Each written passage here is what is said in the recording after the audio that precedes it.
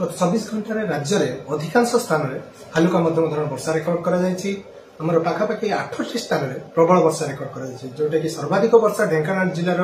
गोंडिया ठारे 72.2 मिलीमीटर सेहीपरि ढेंकानाल भुवन ठारे 72 मिलीमीटर ता सहित अनुगुल 8 मल्लिक 68 मिलीमीटर बौद्ध कंटमाल 66.2 एवं जोटा कंधमाल दारिंगबाड़ी 66 मिलीमीटर बलांगीर पटनागढ़ 65.2 अनुगुल तालचेर 65 मिलीमीटर एवं नुआपड़ा कोमना 65 मिलीमीटर यही सब स्थान में भारी वर्षा पाखापाखि 8 स्थान में ता सहित हाराहारी वर्षा राज्य में देखा 25.2 मिलीमीटर वर्षा रेकर्ड कर स्वाभाविक वर्षा 0.6 मिलीमीटर तुलन में 3896% अधिक रही से देखिए अन्य स्थान मध्य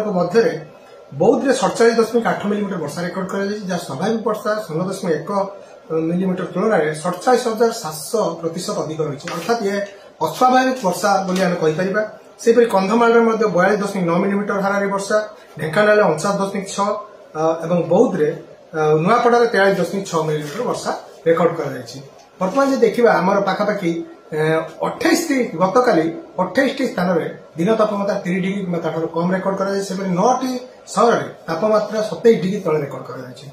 आज आम अनुमान कर तापमात्रा जो वर्षा गत 2 दिन धरी वर्षा प्रभाव में अधिकांश स्थान में 20 पाखापाखि तापमात्रा रही संभावना रही भुवनेश्वर में 19 डिग्री पाखापाखि और कटक में 20 डिग्री पाखापाखि तापमात्रा दिन तापमात्रा सर्वोच्च दिन तापमात्रा रेकर्ड होबार संभावना रही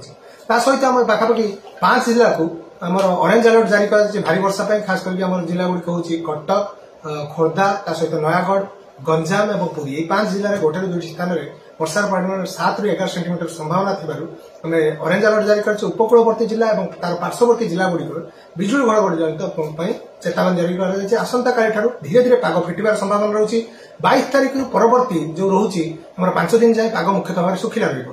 दिन तापमात्रा जो रोचे आगामी जो मुख्यतः भाव 24 घंटे विशेष परिवर्तन है परवर्ती समय खास करके 21 ରୁ 24 तारीख मध्य आहरी 8 ରୁ 10 डिग्री वृद्धि होबार संभावना रही कारण बर्तमान प्राय स्थान में दिन तापमात्रा 14 ରୁ 15 डिग्री पर्यंत स्वाभाविक तुलन में कम रही।